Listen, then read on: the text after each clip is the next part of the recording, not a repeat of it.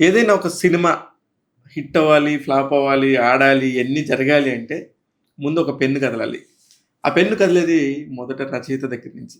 రచయిత గొప్పగా ఉంటే సినిమా ఎంతో గొప్పగా ఉంటది అనే సంగతి ప్రతి ఒక్కరికి తెలుసు. సినిమా ప్రేక్షకులకి, సినిమా లవర్స్‌కి ఫస్ట్ బీజం పడేది ఒక్క రచయిత దగ్గరే.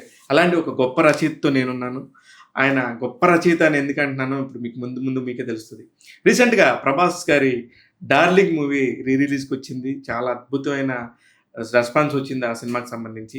దాని గురించి ఇప్పుడు మనతో పాటు ఉన్నారు రచయిత 'డార్లింగ్' స్వామి గారు. నమస్తే స్వామి గారు. నమస్తే sir. Sir congratulations. Thank you sir. Thank you very much. మీరు రిలీజ్‌లో కూడా ఎరగదీసేస్తున్నారు. యెస్. ఎగ్జాక్ట్‌లీ. చాలా అంటే 'ప్రభాస్' గారి రేంజ్ హ్మ్. ఇయన్నీ కూడా చూస్తున్నారు మళ్ళీ. అవును. ఇప్పుడు జెన్‌జీ కిడ్స్ అంటున్నాం. హ్మ్. ఇప్పుడు ఆ బ్యాచ్‌కి 'ప్రభాస్' 2010లో ఏం చేసాడో తెలీదు యాక్చువల్లీ. తెలీదు. అవును. ఆళ్ళందరూ కూడా ఒకసారి ఏంటి అప్పుడు రిలీజ్ అయిన సినిమాలు హ్మ్. మళ్ళీ కొత్త కలర్ కరెక్షన్‌తోని, కొత్త హ్మ్. సౌండ్‌తోని అవును. ఆ సౌండ్‌ని ఇంక్రీజ్ చేసి 4Kలో 4Kలో చేసి చేయటం అనేది హ్మ్. ఒక మంచి ఎక్స్‌పీరియన్స్. అవును. మీరు కూడా ఎళ్లారా సార్ సినిమాకి? ఆ రోజు మార్నింగే 7:30 షోకి హ్మ్. మెయిన్ థియేటర్‌కి వెళ్ళాము. సుదర్శన్‌లో. ఓహ్! సో, డైరెక్టర్ గారు కన్నా గారు కూడా వచ్చారు. హ్మ్. సో, ఆయన నేను చూసామన్నమాట. వాళ్ళ ఫ్యామిలీ. ఓహ్! సో, మేము కూడా అంటే ఒరిజినల్‌గా అప్పుడు కూడా మేము క్రాస్ రోడ్స్‌లోనే ఆయన ఫ్యామిలీ, మా ఫ్యామిలీ చూసాం ఆ టైంలో. అప్పుడు సేమ్ మళ్ళీ అప్పట్లో. 16 ఏళ్ల తర్వాత మళ్ళీ చూసాం. రిపీట్. రిపీటు. అయితే అప్పుడు హిట్ సినిమా. ఇప్పుడు చూస్తే అసలు థియేటర్‌లో లెగిసి అసలు మామూలుగా ఒక వేవుల అరుపులు, కేక ప్రతి డైలాగ్‌కి, ఆ! ప్రభాస్ డాన్స్‌కి, అప్పుడేంటంటే అప్పుడు ఫైట్స్‌కి. 'ప్రభాస్' గారు హ్మ్. 'ఛత్రపతి' చేసు హ్మ్. అప్పుడప్పుడే ఒక మంచి 5, 6 యెస్. సినిమాలు చేసేసి ఉన్న హ్మ్. హీరో. హ్మ్. మీ తర్వాతనే కదా! యెస్. 'మిర్చిలు', 'బాహుబలిలు' యెస్. ఇంగా అందుకని హ్మ్. ఆ జనరేషన్‌కి సంబంధించిన వాళ్ళు, వాళ్ళకి హ్మ్. సంబంధించిన ఫ్యాన్ బేస్ అంతా కూడా ఇప్పుడు మళ్ళీ చూస్తున్నారు. ఇప్పుడు మళ్ళీ చూస్తున్నాను. నెక్స్ట్ ఇంకోటేంటంటే అప్పుడు మొన్న ఒక అమ్మాయి రీల్ పెట్టింది. హ్మ్. అమ్మాయి ఆ టైంలో నైన్త్ క్లాస్. ఓకే. సో, అప్పుడు మదర్ తీసుకెళ్ళి చూసారండి. సో, అది సరిగ్గా గుర్తులేదు ఆ అమ్మాయికి. ఆ! మధ్యలో చాలా సార్లు చూస్తుంది. సో, మళ్ళీ ఇప్పుడు వాళ్ళ మదర్ మళ్ళీ తీసుకెళ్లారంట. చూస్తే అసలు ఆ షాక్ అంట. అసలు ఇంటర్వల్ ట్విస్ట్ అసలు మామూలు లేదు సినిమా. అయ్య బాబోయ్! Full enjoy. ఇప్పుడు మెచ్యూర్డ్ బ్రెయిన్‌తో చూసారు కదా! అవును. ఇంకా అది అందరూ అది బాగా ఎక్సైట్ అవుతున్నారు. ఎగ్జాక్ట్. అందుకే మీరు సినిమాని చాలా ముందుగా ఆలోచించారు. కరెక్ట్. కొన్ని కొన్ని అడ్వాన్స్‌గా. సినిమాలు అలా కుదురుతాయి. అవును. అవును. చాలా ఫార్వర్డ్ థింకింగు కరెక్ట్. కరెక్ట్. అలాంటి కంటెంట్‌తో వస్తాయి. హ్మ్. ఆ రోజుల్లో నాకు తెలిసి మేము షాక్ అయిన సినిమా హ్మ్. 'డార్లింగ్.' హ్మ్. మీకు గమనిస్తే మీ సినిమాకి పిఆర్ఓ గారు బిఏ రాజు గారు. యెస్. అవును. అయితే హ్మ్. మాకది ప్రసాద్ ల్యాబ్‌లో ఏసారు షో. హ్మ్. మాకు హ్మ్. అప్పట్లో అన్నీ అక్కడ ఏసేవాళ్ళు. హ్మ్. ఇంటర్వెల్ దగ్గర దాకా చూసుకొని ఏంటి ఇలా ఉంది, ఇలా అనుకునేటప్పటికి ఇంటర్వెల్‌కి ఒక్కసారిగా మొత్తం హ్మ్. జీరో. అంటే హ్మ్. ఇప్పుడు మళ్ళీ కొత్త కథ చూడాలి మనం. మళ్ళీ. అవును. మళ్ళీ ఇప్పటి నుంచి ఇదంతా ఒక కథ అల్లారు. హ్మ్. ఇప్పటి నుంచి హీరోలు చెప్పేది నిజమైన కథ. నిజమేను కదా! సార్ అది ఎంత కష్టం సార్ అది. అవును. అవును. ఆ రోజుల్లో ఎలా ఒప్పించారు మీరు? అది కరుణాకర్ గారు చెప్పినప్పుడు అంతా ఓకే. బట్ ఈ డైరెక్షన్ డిపార్ట్‌మెంట్ వీళ్ళందరూ అడిగేవాళ్ళు. హ్మ్. సార్ ఇంటర్వల్ వరకు చెప్తున్నారు కదా! అది కథ అని చెప్తున్నారు కదా! అక్కడ డ్రాప్ అయిపోతదేమో అని. హ్మ్. హ్మ్. బట్ ఏంటంటే ధైర్యంగా హీరో గారు ఒప్పుకున్నారు. మొత్తానికి చేసేసాం. హ్మ్. ఈ షూటింగ్ టైమ్‌లో ఒకసారి ఈ ఇంటర్వల్ సీన్ షూట్ చేస్తున్నప్పుడు డైరెక్టర్ గారాళ్ళు రమ్మన్నారు. హ్మ్. ఆర్ఎఫ్‌సీలో జరుగుతుంది. హ్మ్. అప్పుడు హీరో గారి ఫ్రెండ్స్ డౌట్ అడిగారు. మరి ఇంటర్వల్ వరకు చెప్తున్నాం కదా! ఇది కథ అని చెప్తే ఒకేసారి హ్మ్. వదిలేస్తదా హ్మ్. అని. దీనికి ఏదైనా ఒక డైలాగ్ రాద్దాం హ్మ్. రాయమన్నారప్పుడు. హ్మ్. సో, అప్పటికప్పుడు నేనేం చేశానంటే ఒక డైలాగు "అరేయ్! ఇప్పుడు మనం నందిని దగ్గరికెళ్తున్నాం కదా! ఈ వెళ్ళే ముందు ఆడితో మన గొడవెందుకు? హ్మ్. అందుకే బాడీతో కొట్టకుండా బ్రెయిన్‌తో కొట్టాను" హ్మ్.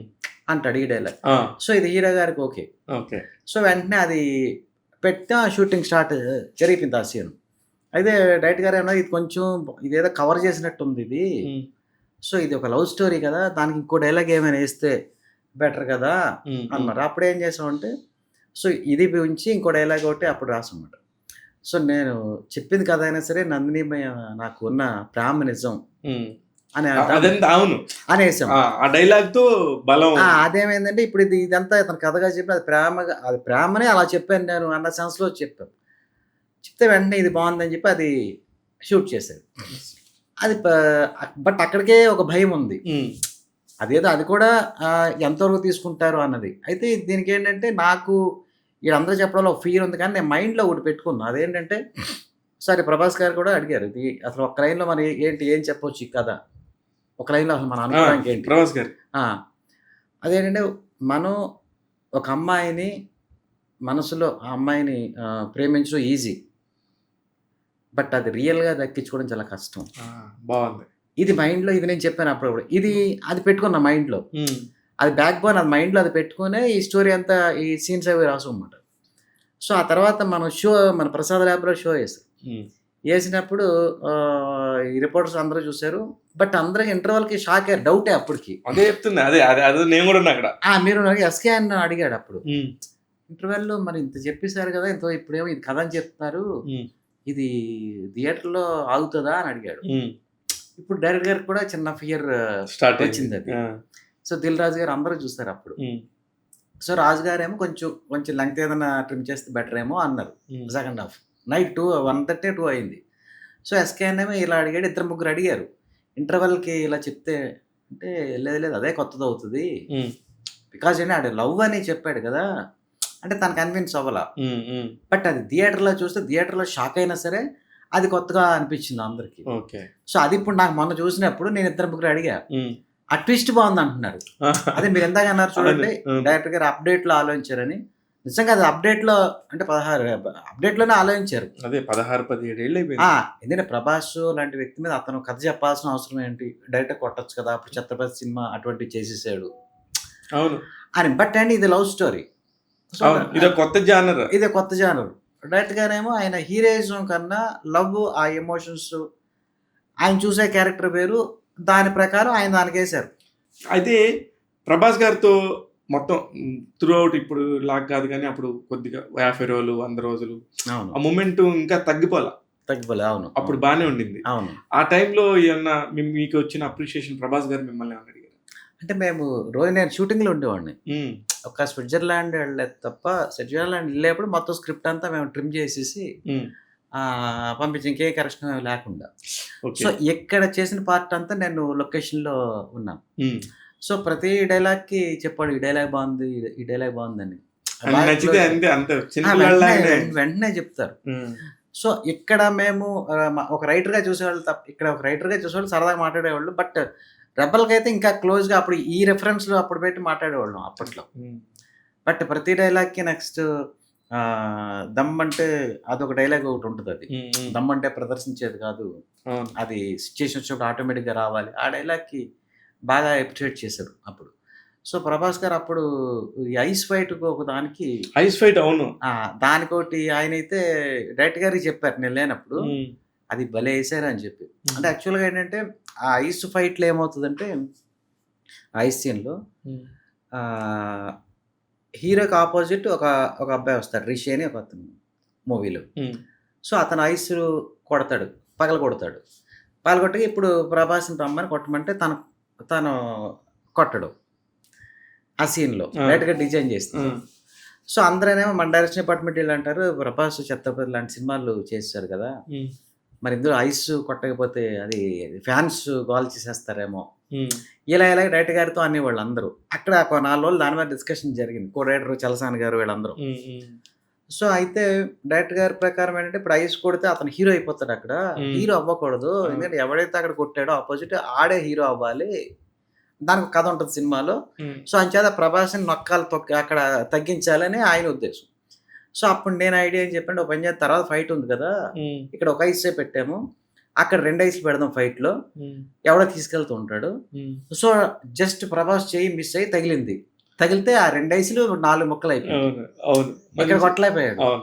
సో, అక్కడ అంటే ఎక్కడికైనా కొట్టాడు. ఎక్కడ కొట్టాలో ఆ!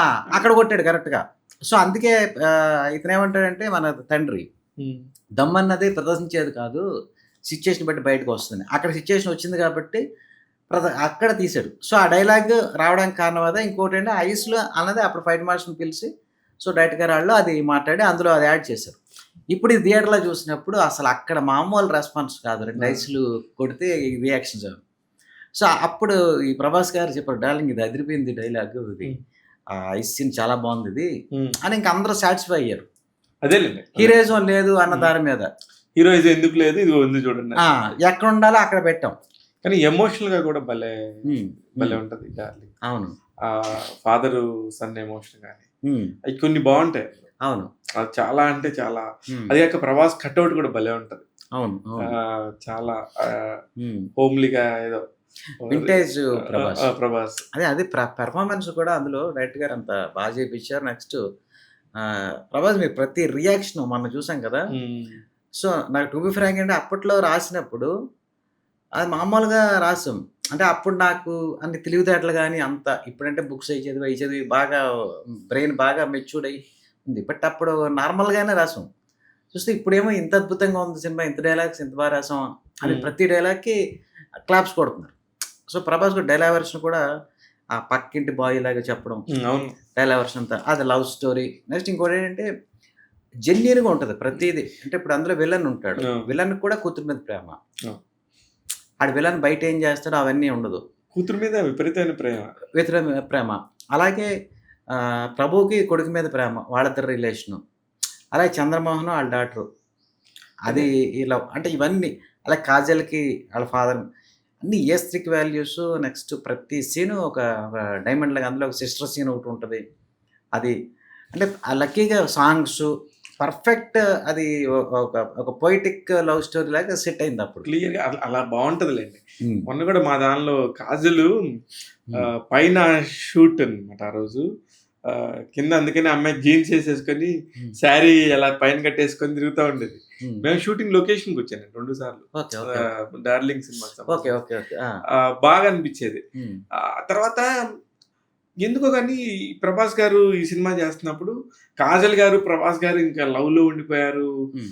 అది ఇదని చాలా రూమర్స్ వచ్చాయి. ఆ! ఆ రోజుల్లో రూమర్స్ ఇప్పట్లాగా చాలా ఫాస్ట్‌గా అంటుకునేవి కాదు. అవును. చాలా స్లోగా అక్కడొకటి పడేవి. అవును. మీరందరూ ఏమనుకున్నారు సార్ ఆ టైంలో? సో, అప్పుడసలు నేను చూసాను గానీ, నేనెళ్ళిన ప్రతిసారి కూడా వాళ్ళిద్దరూ పెద్ద మాట్లాడుకోవడం అసలు నేను చూడలేదు. అహా! అది ఓకే. మనకు అసలు తెలుసు. అప్పుడు కానీ ఆ రూమర్ పాయింట్ ఆఫ్ వ్యూలో రూమర్ అంటే జనరల్‌గా ఏంటంటే ఒక హీరోయిన్, ఒక హీరో చేసేప్పుడు మెయిన్ ఆ జంట బావుందనుకోండి, ఆ ఆ! కెమిస్ట్రీ బావుందంటే ఆటోమేటిక్‌గా మైండ్‌లో ఎలా ఉంటదంటే వచ్చేస్తది కదా. వచ్చేస్తది. అలా మాకు లోపలైతే అంత ఇంటర్నల్‌గా అంత ఎక్కువైతే రాలేదు హ్మ్. అప్పుడు. ఎందుకంటే మేమున్నాం కదా లొకేషన్‌లో. అదే. కానీ ప్రభాస్ గారి కెరియర్‌లో అనుష్క గారు భలే హ్మ్. చెప్పారు. అవును. మేడం ఇలా వస్తుంది, ఇలా అంటున్నారు అంటే, అవును. హ్మ్. మేము దాదాపు 4 సినిమాలు 10 ఏళ్ల పాటు కలిసి ట్రావెల్ చేశాము. హ్మ్. హ్మ్. మామూలుగానే రోడ్డు మీద ఆళ్ళు ఈళ్ళు పోతుంటే అనుకునే రోజులు.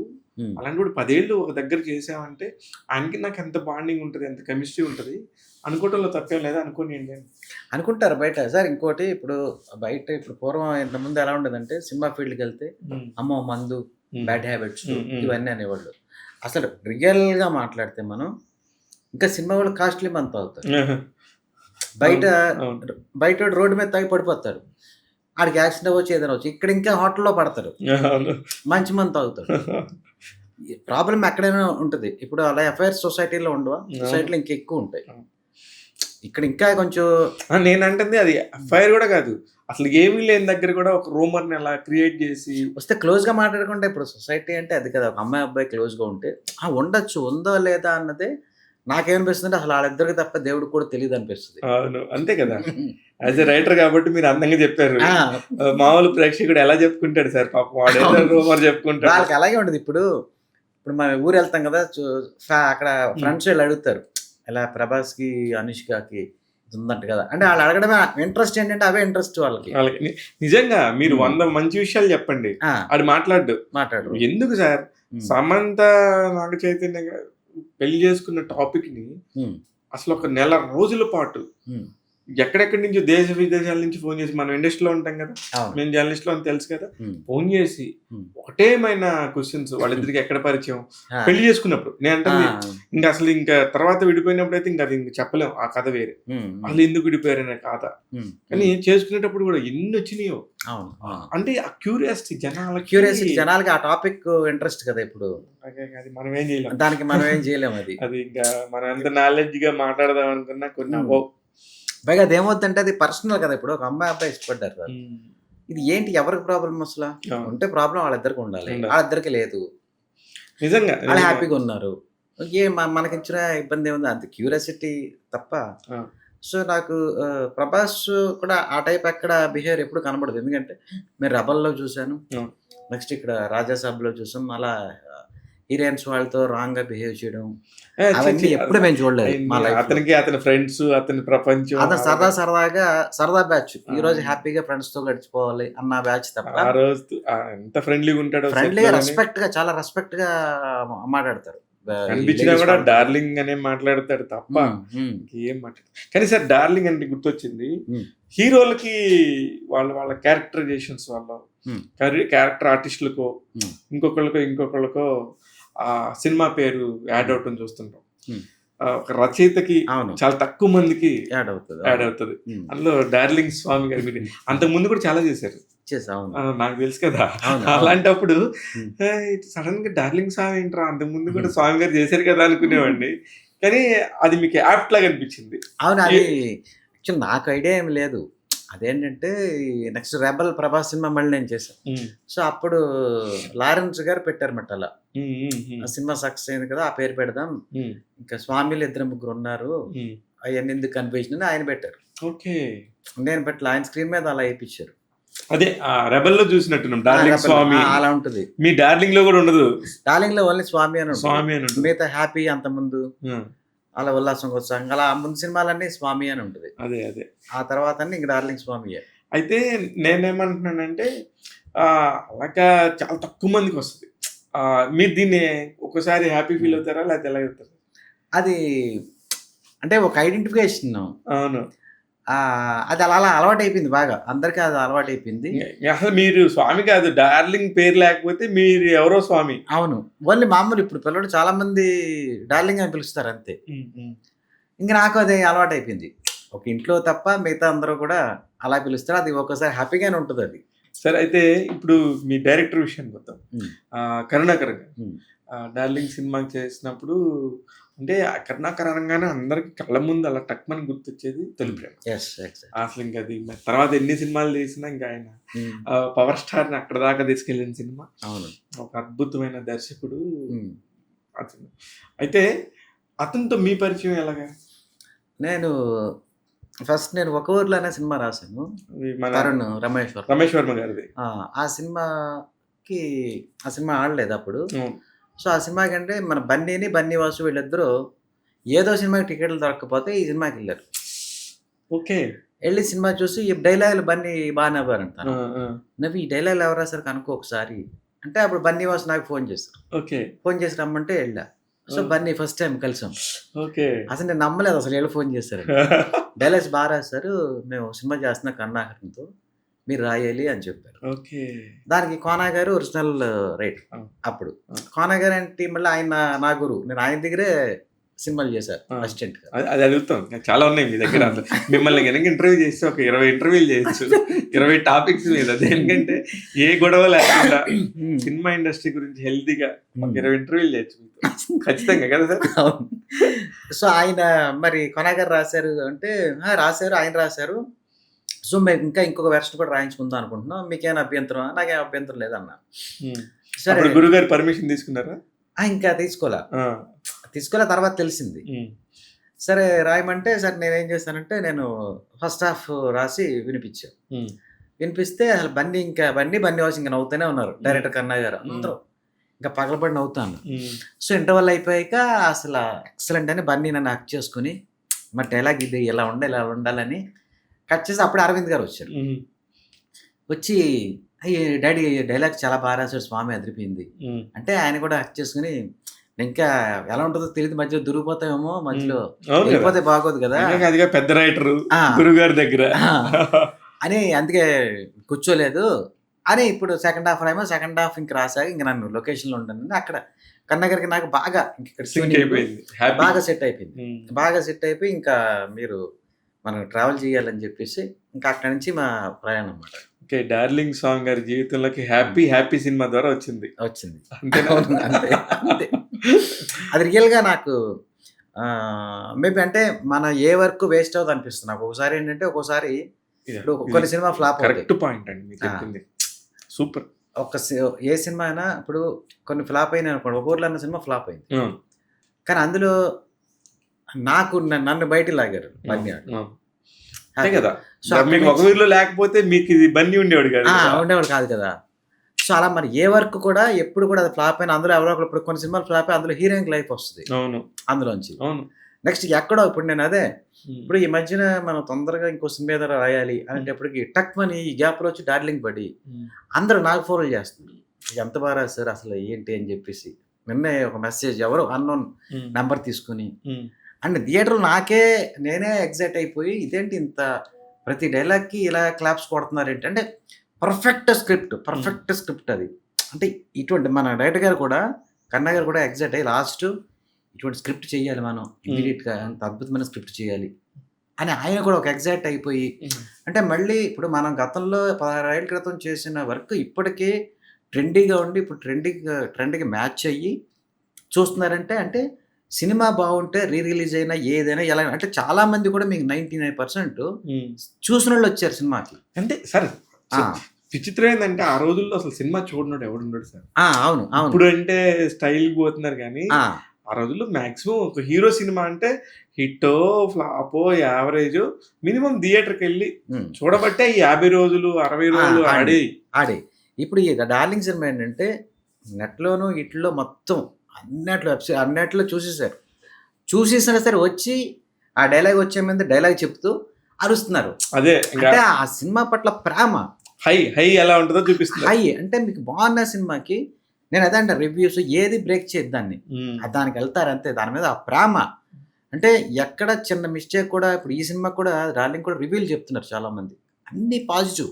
ఏ సినిమాకైనా ఒకటేదో ఇది చెప్తారు కదా అసలు ప్రతి వాళ్ళు అసలు ఇంటర్వల్ ట్విస్ట్ అసలు ఏముందండి మళ్ళీ ఇప్పుడు రివీల్ చెప్తున్నారు. ఇప్పుడు ఆ జంజీ కిడ్స్ వీళ్ళు ఉంటారు కదా వాళ్ళు మైక్ లో ఇది భలే ఉంది కాజల్ చాలా బాగుంది ప్రభాస్ బాగా చేశాడు ఇంత యాక్టింగ్ అంటే ప్రభాస్ తన లైఫ్ లో ఇటువంటి సినిమా మళ్ళీ చేయలేమో అంత 3 బాహుబలి మించిపోయి ఉంది ఇలా ఎవరంటే అంత ఎగ్జైట్మెంట్ అంటే ఎవరి పాయింట్ ఆడి ఫీల్ అని చెప్పేస్తున్నాడు కానీ అన్ని పాజిటివే. అంటే ఒక బాగున్న దానికి ఇంత హైప్. మనం ఈ మధ్యన ఏమనుకుంటున్నాం థియేటర్కి రావట్లేదు జనాలు. మరి రిలీజ్ సినిమా అందరూ చూసేసిన వాళ్ళు రావడం ఏంటి అంతే అంటే అదొక అద్భుతం. ఒక అద్భుతమైన సినిమాని ఖచ్చితంగా వస్తారు. ఎందుకంటే ఇప్పుడు అవును చాలా సినిమాలు కూడా రిలీజ్కి వస్తున్నాయి కానీ బట్ వాటికి ఇంత క్రేజ్ లేదు కానీ దీనికి మాత్రం అలా మిగిలిపోయింది. అసలే సిటీలో చూస్తే 77 థియేటర్లు ఎంతో వేసారు ఆ రోజు హైదరాబాద్ లో. సో ఏది మన హైదరాబాద్ లో అలాగే తిరుపతి ఫారిన్ అన్ని చోట్ల వేశారు. ఇంకోటి ఏంటి నేను ట్రై చేస్తే టికెట్లు దొరకలా. ఇది బాగుంది అసలు ఎక్కడ ఏది మొత్తం ఫుల్. నాకు ఏంటంటే క్రాస్ రోడ్లో చూడాలి అక్కడ జనాల అక్కడ ఎక్కువ మంది మాస్ థియేటర్ కదా అని నేను ట్రై చేస్తుంటే వాళ్ళు మాకు 11 దొరికి మొత్తానికి కానీ మార్నింగ్ 7:30 నుంచి వేసినట్టున్నారా 7:30కి వేసారు. 7:30కి మీరు చూడాలి అసలు పేపర్స్ మొత్తం థియేటర్లో సగం నిండిపోయింది. పేపర్స్ కంటిన్యూస్ వేస్తూనే ఉన్నారు. కానీ ఏదో గొడవ జరిగినట్టుంది సార్ ఏదో. అంటే ఆ రోజు ఏంటంటే ఫ్యాన్స్ ఎలా ఉంటుందంటే సాంగ్స్ మళ్ళీ చూడాలి అని థియేటర్ని వాళ్ళు అడిగారు. సాంగ్స్ మళ్ళీ వెయ్యాలి లాస్ట్ అని చెప్పి వాళ్ళు ఏదో ఓకే అన్నారు. సో కట్ చేసి సినిమా అయిపోయాక అడిగితే వాళ్ళు వెయ్యట్లా. ఈ వెయ్యకపోవడం వల్ల ఇలా హర్ట్ అయ్యారు. సో వాళ్ళ పాయింట్ కూడా ఒక రకంగా కరెక్ట్. ఎలా అంటే వాళ్ళు ఏమి లేట్ అయిపోతుంది నెక్స్ట్ షోకి. ఈ పేపర్స్ అన్ని క్లీన్ చేసుకోవాలి ఇవన్నీ వాళ్ళు ఈ ప్రాసెస్ ఏదో చిన్నది రప్చర్ అయింది. అవును సోషల్ మీడియాలో కూడా వచ్చింది. అది టైం లిమిటేషన్ లేక. బట్ ఏంటంటే మరి ఫ్యాన్స్ ఏంటంటే సాంగ్స్ చూడాలి థియేటర్లో ఆ ఎగ్జైట్మెంట్ మీరు నమ్మరు. రోలింగ్ టైటిల్స్ వెళ్తానే ఇంకా క్లాప్స్ కొడుతూనే ఉన్నారు. అంటే ఇప్పుడు కొన్ని అద్భుతాలు అలా ఉంటే అది ఒక స్వీట్ ఉంటుంది. ఆ స్వీట్ ఎన్నిసార్లు తిన్నా సరే ఇంకా స్వీట్ ఇట్స్ ఎ క్లాసిక్. అది యాక్చువల్గా సెల్లో చూసుకోవచ్చు ఇంటికెళ్ళి చూసుకోవచ్చు ఎన్ని చోట్ల చూసుకోవచ్చు కానీ థియేటర్లో చూడాలి. అది ఎక్కడ లేని సినిమా కూడా కాదు. ఎక్కడ లేని సినిమా కాదు. అది గ్రేట్ అచీవ్మెంట్. అవును. అయితే సార్ ఇక్కడ ఒక నెగిటివ్ క్వశ్చన్ అనుకోకపోతే చాలా మంది సినిమా ఇండస్ట్రీకి సంబంధించిన వాళ్ళు ఆల్రెడీ చూసిన సినిమాలే కదా ఇప్పుడు రిలీజ్ కావాల్సిన సినిమాల మధ్యలో ఒక రిలీజ్ అయిన వస్తే ఫ్యాన్స్ అందరు కానీ థియేటర్స్ కానీ దొరకకుండా అయిపోతున్నాయి. మా కొత్త సినిమాల వాళ్ళ పరిస్థితి ఏంది? మీరు కూడా ఒక డైరెక్టర్, మీరు కూడా ఒక చిన్న సినిమా చేసిన దర్శకుడే. నిజంగా వాళ్ళ పెయిన్ కనుక మీరు తీసుకోగలిగితే ఆ పెయిన్ మీరు ఆలోచిస్తే కనుక మీకు ఎలా అనిపిస్తుంది? అది పెయిన్ఫుల్. అయితే నేను ఏమాలోచింటే నేను అసలు ఇంత హైప్ ఉంటుందని నేను అనుకోలే ఈ సినిమా. ఇప్పుడు రీరిలీజ్ చాలా సినిమాలు వస్తున్నాయి వాళ్ళు 1 or 2 days వేస్తున్నారు. అవును. ఇది ఏంటి వారం 1 week వేసారు ఇది ఏకంగా. ఇంత హైప్ అసలు ఎవడో ఎక్స్‌పెక్ట్ చేయలా. ఇది ఎక్స్‌పెక్ట్ చేయకుండా జరిగిందేమో అనిపించింది నాకు. ఎందుకంటే చాలా వస్తున్నాయి రీ రిలీజ్. నేను అంటున్న పాయింట్ మీ ఆ! సినిమా నేను గురించి అనట్లేదు. మా సినిమా గురించి కాదు. మీరు చిన్న ఆటిలకి కొంత ఎఫెక్ట్ అవుతదన్నదే నిజమే. కానీ చిన్న వాటిలకేంది సార్, మిడ్ చిన్న రేంజ్ సినిమా. ఫిల్మ్స్‌కి అయినా కూడా అవును. అవును. ఒక 20 కోట్ల లోపు సినిమాలకు కూడా చాలా ఎఫెక్ట్. హ్మ్. హ్మ్. దేనికంటే ఒక ప్రొడ్యూసర్, ఒక డైరెక్టర్, ఒక ఫిల్మ్ ఛాంబర్ దగ్గర కూర్చొని ఆ! రిలీజ్ సినిమాకి ఇస్తున్నారయ్యా మాకు ఇవ్వట్లేదు అని, థియేటర్స్ ఇవ్వట్లేదు. థియేటర్స్ ఇవ్వట్లేదని చాలా బాధపడతా అవును. ఏడుస్తున్న సందర్భం నేను చూసాను. ఉన్నాయి. ఉన్నాయి. అవును. అందుకని నేను హ్మ్. అది ఎంతో కొంత బాధాకరమైన విషయమే. బాధాకర విషయమే. కానీ మరి అది దానికేంటంటే ఇప్పుడు ఎవ్వరు కావాల్సిన ఇప్పుడు సినిమా అనేది ఒక బిజినెస్. హ్మ్. థియేటరోడు ఆడికి ఏది ఎక్కువ డబ్బులొస్తున్నా అది యేసుకుంటాడు. సరే మీరు డార్లింగ్ రాశారు. హ్మ్. ఓకే. హ్మ్. మీరు 'ప్రభాస్' సినిమా సూపర్ హిట్. ఆ రోజుల్లో హిట్. మళ్ళీ ఈ రోజుల్లో ఎలా వస్తుందనుకుంటున్నారు అనుకోకుండా మీరు డైరెక్షన్ చేసిన సినిమానే హ్మ్. రిలీజ్ ఇదే రోజు. హ్మ్. మీ ఒరిజినల్ సినిమా చిన్న సినిమా డైరెక్షన్ చేసిన సినిమా హ్మ్. ఇదే రోజు. ఆ ప్రొడ్యూసర్ ఎవరో కదా! ఆ! అవును. ఆయన రిలీజ్ చేసుకునేవాడు ఎవడో కదా! ఆ! ఇప్పుడు రిలీజ్ చేసేది హ్మ్. ఎవరో కదా! హ్మ్. ఇప్పుడు ఈ కొత్త ప్రొడ్యూసర్‌కి మీకేం సంబంధం లేదు కదా! లేదు. లేదు కదా! హ్మ్. అప్పుడు 2 ఒక రోజు వస్తే మీ పరిస్థితి ఎలా అంతే ఉంటది? పెయిన్ ఉంటుంది డెఫినెట్‌గా. పెయిన్ ఉంటది. ఉంటది. వద్దని రిక్వెస్ట్ చేస్తారు. చేస్తాం. ఆ! అదే ఇక్కడ అయినా కూడా ఇక్కడ బిజినెస్సే కదా! బిజినెస్సే. ఆహా! ఇప్పుడు డబ్బు మించింది ఏమి లేదు. డబ్బు బిజినెస్. పైగా సినిమా అనేది కోట్లతో వ్యవహారం. హ్మ్. ఈళ్ళో తగ్గరు, ఆళ్ళో తగ్గరు. ఎవరికి ఎవరు బలంగా ఉన్నారో ఆళ్ళు గెలుస్తుంటారు. ఇది లాటరీ ఇది. లాటరీలో ఇంకా మన లాజిక్ మీరు ఏముంది? ఎవరు బలంగా ఉన్నారో వాళ్ళు గెలుస్తారన్నాక ఇంకా లాటరీ కాదు. ఇంకా అంతే ఇది అంతే. బలమే. బలమే. ఆ! బలమే. ఆ! బలమే. లాటరీ వేరు, ఇది వేరు. అవును. ఇక మేము ఈ క్రియేటివ్ సైడ్ మేమెలా ఆలోచించుకోవాలంటే ఈటిల నుంచి ప్రొడ్యూసర్‌ల వైపు పెయిన్ ఇయన్నీ ఓకే. అంటే క్వాలిటీ సినిమా తీయాలి అని మేము తీసుకోవాలి. అంతే. అది పబ్లిసిటీ చేసి థియేటర్‌కి రప్పిస్తామా, ఏం చేసినా ఈ వెబ్ సీరీస్‌లు అవ్వచ్చు ఈటిలిని మించిన కథేసి ఒక యూనిక్ ఎలిమెంట్‌తో చేయాలి సినిమా. కానీ సార్ నాకు ఇంకొకటి అర్థం అవ్వట్లేదు. 'ప్రభాస్' గారితో 'రెబెల్', 'డార్లింగ్' చేసిన 'స్వామి' తర్వాత హ్మ్. ఎందుకు అంతంత పెద్ద స్థాయి సినిమాలు మళ్ళీ మళ్ళీ చేయలేకపోయారు? హ్మ్. నేను తర్వాత ఒక 'దృశ్యం' ఒకటి రాశాను అవును. అవును. యాక్చువల్‌గా. 'దృశ్యం' మీరు ఎంత చెప్పినా కూడా అవును. That is remake owned by అంటారు. మలయాళం ఆ! రీమేక్ రీమేక్ అంటారు. కంటెంట్. రీమేక్ అంటారు. అదోటి ఇంకోటేంటంటే నేను అదే అంటున్నా. ఇప్పుడు రీమేక్ కూడా హ్మ్. ఇప్పుడు ఆ ముందు 'మసాలా' అనే సినిమా వచ్చింది. హ్మ్. రీమేక్‌లు అవును. చాలా చేశారు. హ్మ్. రీమేక్‌లన్నీ ఆడట్లేదు. మరి అదెందుకు ఆడింది? అదే. అంటే సార్ అది 'జితు జోసెఫ్' గారి సినిమా. కాదు. ఆ 'జీతూ జోసెఫ్' గారి సినిమా కూడా ఆయన కూడా ఫ్లాపులు తీశారు. అవునవును. ఆయన కూడా. హ్మ్. ఇప్పుడు రీమేక్‌లు ఇక్కడ చాలా రీమేక్‌లు ఫ్లాప్ అయినాయి. ఎక్కువ సినిమాలు ఆడనియే ఉన్నాయి. హ్మ్. కరెక్ట్ మీరు చెప్పింది. ఆ! మరిప్పుడు ఇదెందుకు ఆడింది? హ్మ్. సో, ఇదేంటి దృశ్యం కూడా మేమేం చేసాం, పావుగంట 15 మినిట్స్ కట్ చేసాం ఒరిజినల్‌లో. ఓకే. హ్మ్. ఇంటర్వల్ షిఫ్ట్ చేసాం హ్మ్. బ్యాక్‌కి. డైలాగ్ వెర్షన్ మొత్తం ఫ్రెష్‌గా రాసా. ఓకే. మీరు కావాలంటే చెక్ చేసుకోండి సినిమా. హ్మ్. మీ వెర్షనే మీకుంటది. మా వెర్షన్ మాకుంటది. కేర్‌ఫుల్‌గా దానికే రీమేక్‌కే ఎక్కువ కష్టం. హ్మ్. ఎందుకంటే ఇప్పుడు నార్మల్ అవును. ఆల్రెడీ అక్కడ ఉంది. ఉంది. అసలు టెన్షన్ ఏంటి? ఇది పోతే రీమేక్‌ని చెడగొట్టారంటారు. అవును. దీనికి 2 బాధలు. 2 బాధలు. ఒక సినిమాకి ఇప్పుడు స్ట్రెయిట్ ఫిల్మ్‌కి ఒక బాధే. ఒక బాధే. పోతే పోయిందంటారు. ఆ! దీనికి పోయింది కాకుండా అసలు అక్కడ బాగున్నదాన్ని కూడా చెడగొట్టారంట. చెడగొట్టారంటారు. అసలు ఇంటర్వల్ బ్యాక్ షిఫ్ట్ చేసి హ్మ్. ఒరిజినల్ అసలు కదపరు. హ్మ్. వెంకటేష్ గారు, సురేష్ బాబు గారు ఆళ్ళండి ఒరిజినల్ చెడగొట్టడం దాదాపు అదే ఎక్కువ ఫాలో చేద్దాం అంటారు. కానీ అందులో మేము మా బోరె మేమే పావుగంట తీసేసి ఇంటర్వల్ షిఫ్ట్ చేసి మాది హిందీ వాళ్ళు ఫాలో అయ్యారు. హ్మ్. సూపర్. ఆ! అది చేసాం. సో, ఆ తర్వాత ఇంకోటేంటంటే రైటర్‌కే ఇక్కడేమవుతుందంటే సార్ డైలాగ్ రైటర్‌కి ఆహ్, నేను అబ్జర్వ్ చేసిందేంటంటే మీరేసిన క్వెషన్. పర్మనెంట్‌గా ఒక డైరెక్టర్, ఒక రైటర్‌ని పెట్టుకొని ట్రావెల్ అవుతుంటారు. కరెక్ట్. అయ్యెక్కువ. నేనంటే అటు ఇటు వెళ్తాను. ఇప్పుడు డైరెక్టర్ అటువంటి కండిషన్ డైరెక్టర్‌కి ఏదైనా ఫ్లాప్ వస్తే, ఇప్పుడు అది రైటర్ కూడా పెడతారు అంతేగా. ఆటోమేటిక్‌గా. మన స్టఫ్ అన్నదే ఇప్పుడు నేనెంత స్టఫ్ ఉందో, మీరు నాతో మాట్లాడితే తెలుస్తది. కానీ అవును సార్. మీరు చెప్తుంది నాకు అర్థమైంది. హ్మ్. కానీ ఇక్కడ ఒక క్వెషన్. హ్మ్. అది 'డార్లింగ్' సినిమా రివ్యూస్‌లో కూడా ఆ! టక్‌మని మళ్ళీ మీ రీసెంట్ సినిమా ఆ! 'రాజాసాబు'ని తీసుకొచ్చి హ్మ్. సంబంధం లేకుండా కూడా పెట్టారు. టక్‌మని ఒక మాట మాట్లాడుతున్నారు. అవును. కరెక్ట్. అప్పుడు ఇదేంటి ఇప్పటిదాకా ఒక హ్మ్. అద్భుతంగా అమృతం తాగిన ఫీలింగ్ ఉన్న మీరు ఆ! సడెన్‌గా విషయం వచ్చి అడ్డం పడిన ఫీలింగ్ వస్తది. వస్తది. అవును. అవును. అప్పుడు ఎలా ఉంది సార్ మీ అది రియాక్షన్? పాపం నాకు ఫ్యాన్స్ హర్ట్ అయ్యి, హ్మ్. దానివల్ల చాలామంది రివ్యూయర్స్ వాళ్ళు కూడా అది జాయిన్ చేస్తారు. ఇటువంటి సినిమా ఎందుకు తీయలేదు ఇదే. హ్మ్. హ్మ్. కానీ ఇప్పుడు ఒక సినిమా తీస్తాం. అది హిట్ అవ్వచ్చు, ఫ్లాప్ అవ్వచ్చు. ఎందుకంటే ఎవరు దేవుళ్ళు కాదు ఇక్కడ. అందరూ నిరంతరం హిట్లు ఇవ్వడానికి. ఇంకోటేంటంటే నేనేమంటానంటే, ఒక సినిమా మనందరం కలిపి తీస్తాం. టెక్నీషియన్‌లు అందరూ కలిపి ఒక డిసిషన్ అది. అవును. తీసుకొని వెళ్తాం. ఇప్పుడు సక్సెస్ అయితే అందరిది, ఫెయిల్ అయితే అందరిది అంటాను నేను. అది కరెక్ట్. హ్మ్. మారుతి గారికి మీకు ఎలా సార్ ఫ్రెండ్‌షిప్?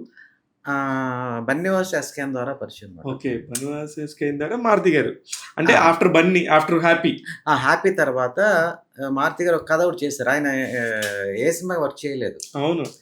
సో, అప్పుడు తన దగ్గర ఒక కథ ఉంది. బన్నీవాసు వాళ్ళకి చెప్తా అంటే వాళ్ళేం చేశారంటే, బన్నీవాసు, ఎస్‌కేఎన్ నాకు ఫ్రెండ్స్ కదా అక్కడ అవును. ఫస్ట్. అప్పుడు ముందు ముందు. మారుతి గారి కంటే మీకు ఫ్రెండ్స్. అక్కడ ముందు నాకు ఫ్రెండ్స్.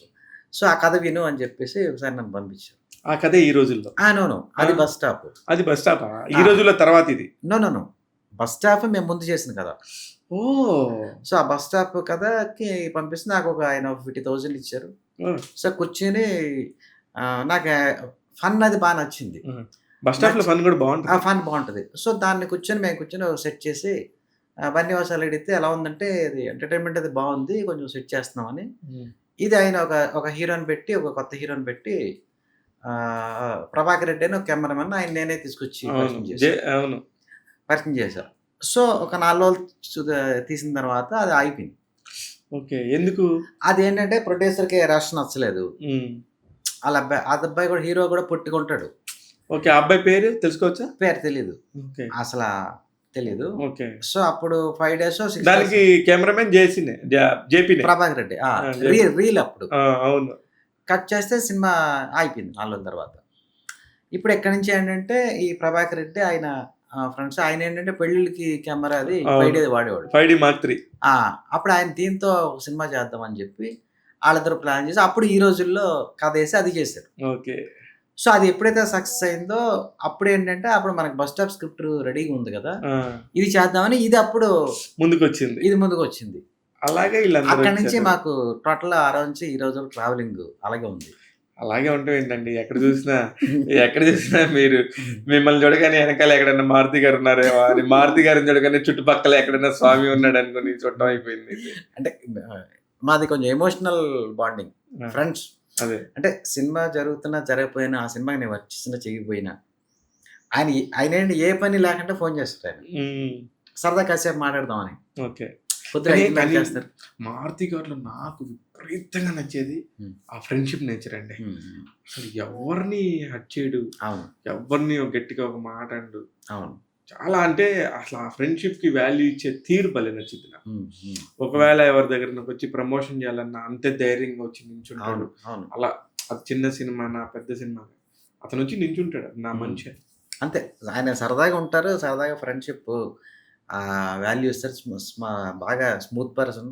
స్మూత్ ఏంటి ఒకసారి నేను మీకు గుర్తుంటే 'త్రిపుర' సినిమాకి నేను వన్ ఆఫ్ ది ప్రొడ్యూసర్. హ్మ్. హ్మ్. అయితే భారతి గారు 'భలే భలే మగాడివే' హిట్ మామూలుగా లేదు. హ్మ్. బ్లాక్ బస్టర్ హిట్ కొట్టారు. హ్మ్. ఆయనకి 'జాగ్వార్' కార్ ఇచ్చారు.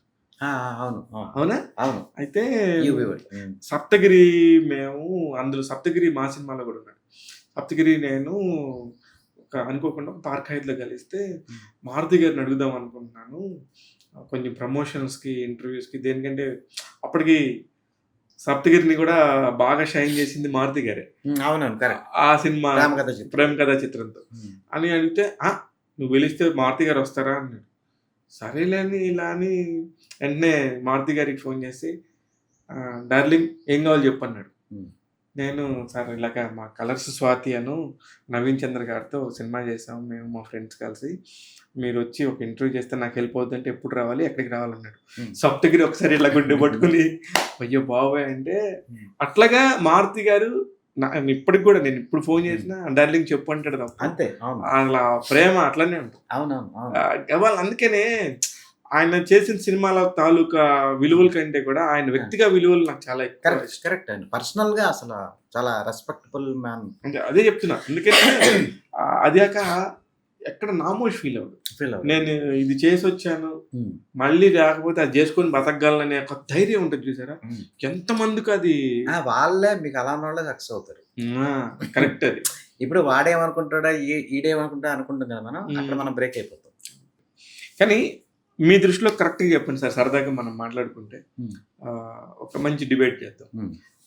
డైలాగ్ రైటర్ గొప్ప? స్టోరీ రైటర్ గొప్ప? స్టోరీ రైటరే గొప్ప. ఉమ్. ఎందుకంటే బేసిక్ థాట్ ఫస్ట్ ఫస్ట్ ఓం. ఓం. సో అదే గ్రేట్. ఎందుకంటే సో దానికి ఇదంతా ఇప్పుడు ఒక చికెన్ అన్నది ఇంపార్టెంట్, మసాలా అన్నది సెకండరీ. చాలా బాగా చెప్పారు, సింపుల్ గా చెప్పారు మీరు కూడా. ఇప్పుడు త్రివిక్రమ్ గారి సినిమాలు అనుకోండి, ఆయన ఏంటి కథా మాటలు ఆయనే కాబట్టి సో ఆయన దాంట్లో రెండు బ్యాలెన్స్ గా ఉంటాయి. అంటే అక్కడ కథ కన్నా ట్రీట్మెంట్ ఎక్కువ కనబడదు, డైలాగ్స్. కరెక్ట్. మనం గమనిస్తే ఎర్లీ 2000s వరకు, ఎర్లీ బాగా 90s లో కథ వేరు, డైరెక్టర్ వేరు, మాటలు వేరు, పాటలు వేరు కదా. ఇప్పుడు ఇవన్నీ కలిసేసి ఒకళ్ళు చేసేస్తుంటాం వల్ల చేసేస్తున్నారు. అప్పుడు ఒక 4 చైర్లు ఖాళీ అయిపోతున్నాయి. కానీ క్వాలిటీ ఎక్కువ వస్తుంది. ఎందుకంటే దీన్ని ఇతనే ఊహించుకుంటాడు, దీన్ని ఇతనే ఊహించుకుంటాడు.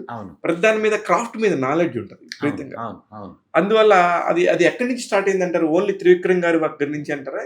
కాదు, ఇప్పుడు తమిళ్లో అసలు డైలాగ్ రైటర్ ఉండడండి. తమిళ్లో కథ రాసిన వాళ్ళే డైలాగ్ రాసేస్తారు. భాగ్యరాజ్ గారు, అంటే సీన్ డిజైనింగ్ డైలాగ్ తో చెప్తారు వాళ్ళు. రైట్. సో అదే ఎమోషన్ డామినేటింగ్ ఉంటుంది. కరెక్ట్. సో వాళ్ళు ఆల్రెడీ అల్లేసారు. ఇప్పుడు అందుకే తెలుగులో రాసినట్టు మాత్రం ఒక రైటర్ పెట్టుకుంటారు, భాష రాదు కాబట్టి వాళ్ళకి. సో ఇక్కడ ఏంటంటే ఇప్పుడు కథ అల్లి ఈ రైటింగ్ వేరే, మనది ఏంటంటే కొంచెం డైలాగ్స్ మీద ఎక్కువ ఆడే సినిమాలు మన మాస్ సినిమాలో ఉన్నాయి కదా, దానికి స్పెషల్గా దాన్ని వేరే వాళ్ళతో రాయిపిస్తారు ఇక్కడ.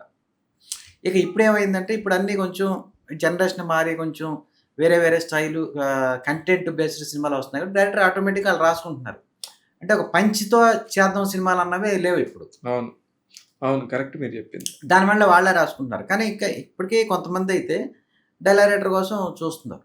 కానీ నాకు మీరు తప్పుగా అనుకోవద్దు, నాకు త్రివిక్రమ్ గారి సినిమాలు చూస్తుంటే మాత్రం ఆ డైలాగ్స్ సంబంధించి ఆ డిక్షన్ ని మళ్ళీ మళ్ళీ మళ్ళీ మళ్ళీ చూస్తూ ఉంటానండి. అది అతడు అయి ఉండొచ్చు, మల్లేశ్వర్ అయి ఉండొచ్చు, నువ్వు నాకు నచ్చావు అయి ఉండొచ్చు. ఇందులో మళ్ళీ అతను డైరెక్షన్ చేసినవి ఉన్నాయి, అతను రైటర్ గా ఉన్నాయి. మొన్న ఆ సినిమాని అనుకోకుండా చూశాను. అసలుకి ప్రవీణ్ తో చెప్పిస్తాడు డైలాగ్, వల్లి మళ్ళీ వెళ్ళి. అంటే అసలు సీన్ కి ఒక డైలాగ్ రైటర్ అనేవాడు ఎంత గొప్పగా ఎలివేట్ చేయగలడు, అతని బ్రెయిన్ లో కనుక గుజ్జుంటే అనిపించింది. లిటరేచర్, ఆయన లిటరేచర్ బ్యాక్ డ్రాప్ ఒకటి. నెక్స్ట్ అంటే నాకు ఇటువంటి డైలాగ్స్ అప్పుడు ఏమన్నది, బేసికల్ గా మన గుడ్ హ్యూమన్ బీయింగ్ అవ్వాలనిపిస్తుంది.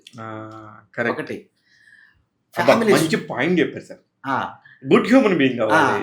నెక్స్ట్ ఆయన ఫ్యామిలీస్ అంటే కుటుంబ వ్యవస్థ ఎప్పుడైతే కొంచెం డల్ అయిందో ఆ టైంలో ఈయన ఫ్యామిలీ అంటే ఎంత గొప్పది చెప్పుకొచ్చారు ఆయన. కరెక్ట్. కలిపి ఉండాలని చెప్పడం స్టార్ట్ చేశారు. సో ఆయన ఆటోమేటిక్ అమ్మ గురించి చెప్పాడు, నాన్న గురించి చెప్పాడు, భార్య గురించి ఎంత మంచివి, అక్క అంటే ఏంటి, తమ్ముడు ఏంటి, తండ్రి అంటే ఏంటి, కూతురు ఏంటి, ఇవన్నీ చెప్పి దానికి ఒక ఇది పెట్టాడు, మళ్ళీ కలిపాడు. సో ఆటోమేటిక్గా ఆయన తమిళ్ వాళ్ళని ఎవరైనా కదిలించినప్పుడు అసిస్టెంట్ డైరెక్టర్లు కానీ దర్శకులు కానీ, మా దగ్గర స్క్రీన్ ప్లేకి ఒక బుక్ ఉండింది, సుజాత గారు అని చాలా బాగా రాశారు అని చెప్పేసి తెగ చెప్పుకునేవాళ్ళు సార్. నాకు కొంచెం చెన్నై ఫ్రెండ్స్, సినిమా అంటే మనకి పిచ్చి ఉంటుంది కదా, మీకు తెలుసు కదా.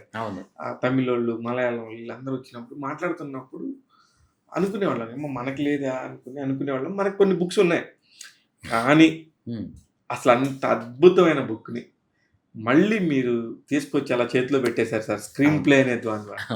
నాకు అది అంత తెలియగానే నేను సర్ప్రైజ్ అయ్యాను, హ్యాపీ ఫీల్ అయ్యాను.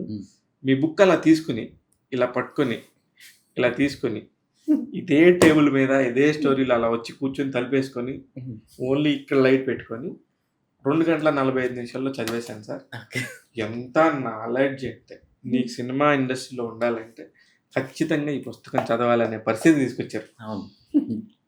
ఫెంటాస్టిక్. దీనికి హైయెస్ట్ సేల్ కూడా అది నాకు తెలియదు, కానీ నాకు దీనికి సాయం చేసిన మారుతి గారు, అందుకని నేను అంటున్నా ఇది కూడా స్నేహమే కదా. స్నేహమే కదా, నా గురించి చేశారు ఆయన. అదే మీ గురించే. అది నాకు చాలా సినిమా చేయాలనుకునే వాళ్ళు చేయాలి. ఈ బుక్ గురించి ఒక చిన్న అనుభూతి చెప్పండి సార్. నాకు ఎప్పటి నుంచో ఏదో బుక్ రాయాలని ఉంటుంది, ఎందుకంటే నేను లిటరేచర్ బాగా చదివా. సినిమా డైలాగ్ రాస్తాం, బుక్ రాయాలి, మన పేరు ఒక బుక్ మీద ఉండాలి అని. సరే ఒకసారి మేము కరుణాకర్ గారితో సిట్టింగ్‌లో ఉన్నప్పుడు ఆయన దగ్గర ఉంది తమిళ్ బుక్ అది. ఓకే. అది చూసాను. చూస్తే ఇదేంటి సార్ అంటే ఇది స్క్రీన్ ప్లే బుక్ సుజాత గారిని ఆయన భారతీయుడు ఇవన్నీ రాసిన రైటర్ ఆయన. అవును. సో ఆయన శంకర్ గారు శంకర్ గారి సినిమాలన్నీ ఆయనే ఆయనే చేశారు. రాశారు. సో ఇది అంటే నాకు 2, 3 లైన్‌లు చెప్పారు అందులో. చెప్తే జస్ట్ అది 120 పేజెస్ ఎంతో ఉంది. మేము 200 మేము పెంచాం ఇది. ఆ! సో అది నాకు అప్పుడు మైండ్‌లో పడింది. అరే! తెలుగులో ఉంటే చదివేవాళ్ళం కదా అన్న ఫీలింగ్. హ్మ్. ఆ తర్వాత ఈ మధ్య నేను ఖాళీ అయినప్పుడు 1 ఇయర్ బ్యాక్ సో నాకు తమిళ్ డైరెక్షన్ డిపార్ట్మెంట్ వాళ్ళు ఫ్రెండ్స్ అయ్యారు. ఓకే. ఫ్రెండ్స్ అయ్యారు. ఆళ్ళ మధ్యలో ఆ టాపిక్ విన్నాను. విని ఆ మధ్యన ఏంటంటే వీళ్ళతో మాట్లాడడం ఇలా నాకు కొంచెం తమిళ్‌లో అర్థం అవ్వడం ఎప్పుడు ఇంతకాలం ట్రావెలింగ్‌లో తమిళ్‌లో అర్థమవుతది. అర్థం అదే మాట్లాడుతున్నా. అర్థమవుతుంది. నేను తమిళ్ నాకు చిన్నప్పుడు ఒక ఫ్రెండ్ రాయడం నేర్పించాడు నాకు. ఓహ్! మీకు తమిళ్ రాయడం వచ్చా? తమిళ్ రాయడం వచ్చు. ఓహ్! సో 6థ్ క్లాస్‌లో వేణు అని ఒక ఫ్రెండ్. తను మొత్తం అక్షరాలు నేర్పించి కొన్ని కొన్ని పదాలు అవి నేర్పేవాడు. చెన్నై నుంచి వస్తే మేము ట్రాన్స్‌ఫర్ అయ్యి వచ్చారు ఆళ్ళు. సో మేము స్కూల్‌లో చదివేవాళ్ళం అన్నమాట. సో ఆ అక్షరాలు ఇప్పటికీ నాకు మొత్తం అన్నీ గుర్తున్నాయి. నాకు తమిళ్ లెటర్స్ అంటే ఆ లెటర్స్ చూడగానే నాకు ఇంట్రెస్ట్. ఫస్ట్ ఆపి చదువుతా ఫస్ట్. ఆ లెటరింగ్ బావుంటది. అదే అదేదో అదేదో ఆర్టిస్టిక్‌గా ఉంటది. ఆర్టిస్టిక్‌గా ఉంటది. సరే అప్పుడు ఆ టైంలో 'కుముదమ్మ' అని ఒక బుక్ ఉండేది మాట. అవును. దాంట్లో జోక్స్ అవి వచ్చేవి. అందులో చదివేవాడిని. సో అందులో ఈ సుజాత గారు కూడా అందులో రాసేవాళ్ళు. అవును. జోక్స్ అవి. కుముదంలో జర్నలిస్ట్ ఆయన. జర్నలిస్ట్ ఆయన. సో ఇలా ఉన్నాంటే సరే అయితే మనం రైట్ తీసుకుందాం. నేను బుక్ రాస్తానంటే ఓకే అని మా ఫ్రెండ్స్ అంతా రైట్స్ కోసం ట్రై చేసి ఇప్పుడు మారుతి గారిని అడిగా. అడిగితే ఆయన కూడా అయిపోయి డెఫినెట్‌గా మీరు ఏసేయండి ఎంతైనా పర్లేదు. డబ్బులు రాకపోయినా పర్లేదు అన్నారు. అంటే వెంటనే ఆయన ఒక 1,00,000 ఇచ్చారు. ఇస్తే రైట్ తీసుకొని ఇమ్మీడియేట్‌గా నేను మా ఫ్రెండ్స్ వాళ్ళతో కూర్చొని డిస్కస్ చేస్తూ ఇంకా ఎందుకంటే మీరు నమ్మరు ఒక 15 సార్లు రాసాను అది రీరైట్ చేశా. ఎందుకంటే కొంచెం టఫ్ తమిళ్ ఉంది అది. ఓకే. అది. అంటే నేను ఈజీగా చేయడం మళ్ళీ వీళ్ళతో ఇది నేను ఫీలింగ్ కరెక్ట్‌గా రాస్తున్నానో లేదా అని అని మళ్ళీ వెళ్తావు సెకండ్ వీళ్ళు చెక్ చేసుకోవడం. నాకు అందుకే రివ్యూస్ ఆటిల్లో చదవడానికి చాలా సులభంగా ఉందని రాశారు చాలా మంది ఈ బుక్ రివ్యూస్. నేను కూడా మీకు గుర్తుంటే ఈ సినిమా దీనికి సంబంధించి ఈ స్క్రీన్ లో బుక్ రివ్యూ చెప్పాను. ఎందుకంటే చదవగానే అరే భలే కిక్ వచ్చింది అని. ఎందుకు చెప్పాను అంటే మామూలుగా పెద్ద బుక్స్ నేను చెప్పను. ఎందుకు చెప్పానంటే దానికి 3 రీజన్స్ ఉన్నాయి. ఒకటి సులువుగా తెలుగులో వచ్చింది. ఆల్రెడీ సూపర్ డూపర్ హిట్ అయిన తమిళ్ మేధావి రాసిన కదా శంకర్ లాంటి ఒక అద్భుతమైన దర్శకుడిని ఆయన బతికున్నంత వరకు శంకర్ గారికి సూపర్ డూపర్ హిట్లు వచ్చాయి. కరెక్ట్. మీరు గమనిస్తే కరెక్ట్. ఎప్పుడైతే సుజాత గారు పోయారో అప్పటి నుంచి కొంచెం శంకర్ గారు కానీ మండత్తం గారు కానీ కొంచెం వెనకంజి వేశారని కరెక్ట్ అనేది కరెక్ట్ నిజమే. బయట కాదు నా పర్సనల్ అభిప్రాయం చెప్తున్నా నేను. అది పర్లేదు తిట్టుకున్నా పర్లేదు నిజం చెప్పుకుందాం. అంటే మీరు మిమ్మల్ని చూస్తే ఓపెన్ అవ్వాలనిపిస్తుంది. అయితే ఇంకొక పాయింట్ నేను ఒక చిన్న సినిమా తీద్దాం అనుకొని మనకి ఏదో కొంచెం ఇంట్రెస్ట్లు ఉన్నాయి మీకు తెలుసు కదా తీద్దాం అనుకొని స్టార్ట్ చేసినప్పుడు ఎవరు తీసినా నాకు బౌండెడ్ స్క్రిప్ట్ కావాలని అడిగేవాడు. అంటే చదువుకుని మనకు ఒక విజువల్గా క్రియేట్ అయినాక నేను వాళ్ళతో మాట్లాడదామని ప్రతి ఒక్కళ్ళు తీసుకొచ్చి ఇంత పేజీలు ఇచ్చేవాళ్ళు. ఏంటిదంటే స్క్రిప్ట్ అనేవాళ్ళు. ఇంత సినిమా 2.5 గంటలే కదా అని అడిగేవాడిని. వాళ్ళకి ఏం చెప్పాలో అర్థమయ్యేది కదా. మీ దానిలో క్లియర్గా 120 పేజీలకు మించి స్క్రిప్ట్ ఉండకూడదు. మీ బౌండెడ్ స్క్రిప్ట్ 120 పేజీలు మించి ఉండకూడదు అని ఉంటుంది. మొదటి 30 పేజీల్లోనే అసలు మీరు ఏం చెప్పాలనుకుంటున్నారో విషయం ఉండాలి. మిగతా 60 పేజీల్లో ఇంకొక కొంచెం మెయిన్ ప్రీ క్లైమాక్స్ వరకు ఉండాల్సిన స్టఫ్ అంతా ఉండాలి. చివరి 30 పేజీల్లోనే అసలు బలం ఉండాలి అనేది మీరు చెప్పిన పాయింట్ నాకు అద్భుతంగా అసలు అందులో నేనే అది షాక్ ఇన్ని సినిమాలు చేసి అంటే నాకు చాలా విషయాలు తెలియని విషయాలు అందులో ఉన్నాయి. అంతే ఏమీ తెలియకుండా చాలా సినిమాలు చేసేసాం.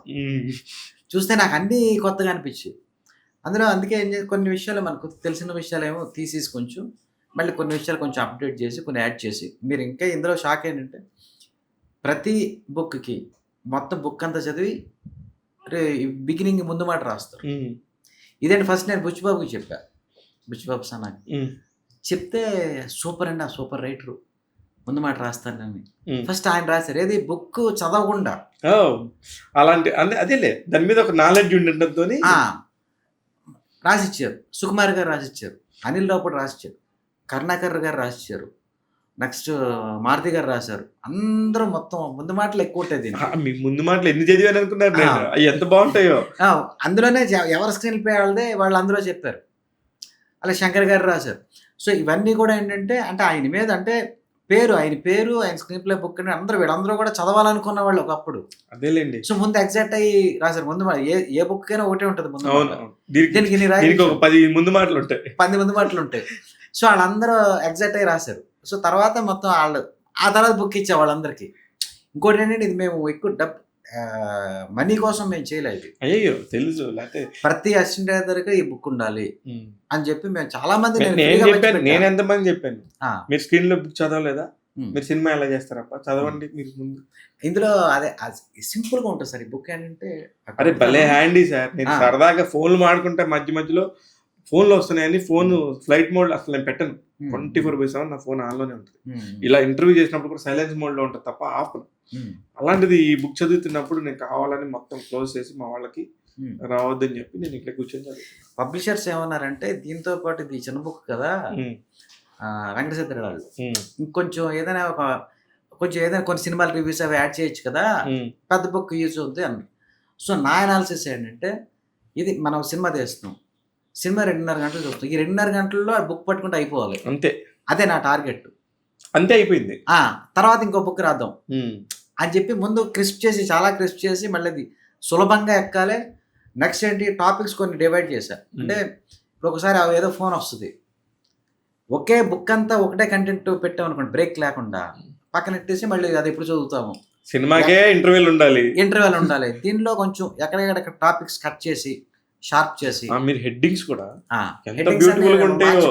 నాకు రైటింగ్ సంబంధించి సీన్ క్రియేషన్ కి సంబంధించి నేను అందుకే కదా మీ బుక్ నేను తరవుగా చెప్పగలుగుతున్నాను. ఆ సీన్ క్రియేషన్ కూడా భలే నచ్చింది నాకు.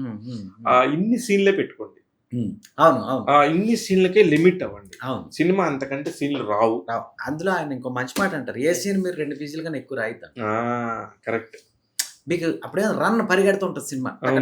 అంటే సీన్ అయిపోయి నెక్స్ట్ సీన్ కోసం ఫ్రెష్ మూడ్ క్రియేట్ అవుతుంది. నువ్వు 10 పేజీలు ఒక సీన్ కోసం రాసేసుకుంటే వాడికి బోర్ కొడుతుంది కదా, బోర్ కొట్టేస్తుంది. మనం కూర్చోబెట్ల ఆడియన్స్కి ఏంటంటే ఆడికి సహనం. సినిమా చూస్తున్నప్పుడు కూర్చుని దగ్గర నుంచి డ్రాప్ అవుతుంటుంది సహనం. సో అందుకే ఈ సినిమా రాసేటప్పుడు ఎంత షార్ప్గా వెళ్తూ ఉండాలి. ముందు కొంచెం ల్యాగ్లు ఉన్నా పర్లేదు కానీ అక్కడ నుంచి టకటక అంత ఫాస్ట్ వెళ్తే కానీ జనాలు కూర్చోరు. సో ఇందులో కూడా ఫస్ట్ క్లైమాక్స్ బ్లాక్ అయితే ఏం చేయాలి, క్లైమాక్స్ తట్టట్లేదు ఏం చేయాలి, క్లైమాక్స్ రావట్లేదు ఎక్కడో నీకు బిగినింగ్ లోనే ఎక్కడ ప్రాబ్లం ఉన్నట్టు అక్కడ చెక్ చేయ ముందు అంటారు. అవును మనం ఇక్కడ ఆలోచిస్తుంటారు అంతా. దీని తర్వాత ఏంది ఆ నెక్స్ట్ సీన్ వచ్చినాక వస్తుంది కాదు. మీ దానిలో ఈ బుక్ లోనే ఉంది, ముందు క్లైమాక్స్ ప్రిపేర్ అయిపోయింది, ముందు ఎంట్రీ ప్రిపేర్ అవుతుంది ఆటోమేటిక్ గా. ఇక్కడ మధ్యలో మీరు ఆల్రెడీ వచ్చేస్తుంది. అది వచ్చి ఇది వచ్చినప్పుడు మధ్యలో ఎందుకు ఆగుతుంది? సో నేను ఏ కథ వేసినా సరే ఇప్పుడు నా దగ్గర ఉన్న ప్రతి కథ కూడా ఫస్ట్ ఇంటర్వెల్ ఆలోచిస్తా, కాన్ఫ్లిక్ట్, క్లైమాక్స్ ఈ 2 ఆలోచిస్తా, మిగతా తర్వాత వేస్తాను. అదే అలవాటు చేసుకున్నాను నేను. ఎందుకంటే ఆ 2 ఉంటే. కానీ ఇప్పుడు మనం మాట్లాడుకుంటే లీనియర్ నాన్ లీనియర్ అనేది బాగా వినపడుతుంది ఈ మధ్య కాలంలో సడన్ గా. అది అంతకు ముందు కూడా ఉంది సార్, కానీ ఎందుకు ఇప్పుడు సడన్ గా లీనియర్ నాన్ లీనియర్ కథలు అనేది మాట్లాడుతున్నారు కదా సార్. మామూలుగా మీకు రాబర్ట్ మిక్కీ అలాగే సిద్ధిఫీల్డ్ వీళ్ళందరూ స్క్రీన్ ప్లే, అందులో ఫ్లాష్ బ్యాక్లు ఉండవు. ఫ్లాష్ బ్యాక్ నేరేషన్ ఆ స్క్రీన్ ప్లేలు లేవు. ఇక్కడ మన వాళ్ళు ఫ్లాష్ బ్యాక్ పెట్టి వేసారు. ఓకే, ఫ్లాష్ బ్యాక్ టాపిక్కే లేదు అసలు. ఒక స్క్రీన్ ప్లే కి సంబంధించి ఫ్లాష్ బ్యాక్ ఉండదు. ఫ్లాష్ బ్యాక్ అసలు సిద్ధిఫీల్డ్ వాళ్ళు ఎవ్వరూ ఫ్లాష్ బ్యాక్ సినిమాకి ఒక ఫ్లాష్ బ్యాక్ నేరేషన్ ఉండదు, స్ట్రైట్ ఉంటుంది. 3 యాక్టర్ స్ట్రక్చర్ ఇవన్నీ ఉంటాయి తప్ప ఈ ఫ్లాష్ బ్యాక్ మనవాళ్ళు పెట్టారు. భాష దగ్గర నుంచి స్టార్ట్ అయింది అది. భాష స్క్రీన్ ప్లే అంటే నేను అందుకే అందులో కూడా ఒక చోట చెప్పాను. నా దగ్గర భాష బుక్ కూడా ఉంది, మీకు వెళ్ళేటప్పుడు ఇస్తాను, అడగండి. అది కూడా నేను థరోలీ ఎంజాయ్ చేశాను. అంటే హౌ టు క్రియేట్ భాష అనేది జరిగిన అద్భుతం ఆయన సురేష్ గారు రాశారు. అంటే who is the director Suresh Krishna గారు భలే రాశారు. దానికి సంబంధించిన అక్కడ జరిగిన సన్నివేశాల గురించి బ్యూటిఫుల్ గా ఉంటుంది ఆ బుక్ కూడా. నాకు అనిపిస్తుంది ఏంటంటే సార్, ఎన్ని కోట్ల మంది ఉంటారో అన్ని స్క్రీన్ ప్లేలు ఉంటాయి. ఎగ్జాక్ట్లీ అది మీరు తీస్తే ఒకలా వచ్చేస్తారు. అది హిట్ అయితే అదొక స్క్రీన్ ప్లే అవుతుంది. అది ఆయన స్క్రీన్ ప్లే. అయితే ఇందులో ఏంటి ఆడియన్స్ ఎలా కూర్చోబెట్టాలి, ఎక్కడెక్కడ ఏముంటే బెటర్, ఇది బేసిక్ సార్. బేసిక్ అది. మనకి ఆలు ఎక్కాలు ఈ రెండు లేకుండా లైఫ్ ఉండదు. లైఫ్ ఉండదు. ఆలు వస్తే చదువు వస్తుంది, వస్తుంది. ఎక్కాలు వస్తే ఎకనామిక్స్ వస్తాయి. అవును. ఈ రెండింటి కాంబినేషన్ లైఫ్ అనేది నేను నమ్ముతాను. అయితే ఆ రెండు వచ్చినాక మిగతా అన్ని టెక్నికాలిటీస్ గా నెక్స్ట్ లెవెల్కి వెళ్ళటానికి. అవును. కానీ ఇది మాత్రం రావాలి. అది రావాలి, ఖచ్చితంగా రావాలి. అందుకే నేను రాసింది కూడా సార్, మీరు నంబర్ అమెజాన్లో ఈ అన్వీక్షి పబ్లిషర్స్ పెట్టారు. ఇంకా మీ బుక్ ఇంకా వస్తుంది 4 రోజుల్లో. వీళ్ళు పెట్టారు ముందే. పెడితే మీ నంబర్ అసలు వన్ డేనే 550 కాపీలు ఆర్డర్ పెట్టి అది లేదు అసలు. చెప్పారు నాకు అన్వీక్షకి వెంకట సిద్ధారెడ్డి అండ్ మహి వాళ్ళు చాలా క్లోజ్ నాకు. వాళ్ళు కూడా చాలా బాగుంది స్క్రీన్ ప్లే సంబంధించి. అది కాక మీరు పబ్లిసిటీ చేశారు సార్. ఆ పబ్లిసిటీ మీరు మామూలు ప్రమోషన్, సినిమా ప్రమోషన్ చేసినట్టు చేసాం. ఎక్కడ చేసినా డార్లింగ్ సాంగ్ గారి ఫోటో ఉండేది.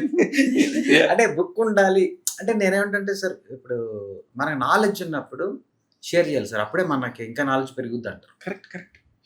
నాకు కూడా ఒక సినిమా కథ ఎలా చేయాలి, నా పాయింట్ ఆఫ్ వ్యూ కూడా కొన్ని ఒక 2-3 పేజెస్ నేను రాసా అందులో. ప్రజెంట్ ఈ స్క్రీన్ ప్లే మీది కూడా ఉంది, నేను కూడా రాసా. నాకైనా ఆ షేర్ చేయడం ఇంట్రెస్ట్. ఆ షేర్ చేస్తే ఏమో మనం మళ్ళీ కొత్త మ్యాటర్ తీసుకుంటుంది బ్రెయిన్ మళ్ళీ ఆటోమేటిక్గా. పైగా ఇంకోటి ఏంటంటే సినిమా, మంచి సినిమా తీయాలి జనాలు. ఎందుకంటే ఇప్పుడు నేను కూడా ప్రేక్షకుడినే, మంచి సినిమాకి వెళ్ళాలనుకుంటాను బేసికల్గా. బాలేని సినిమాకి వెళ్ళాలని.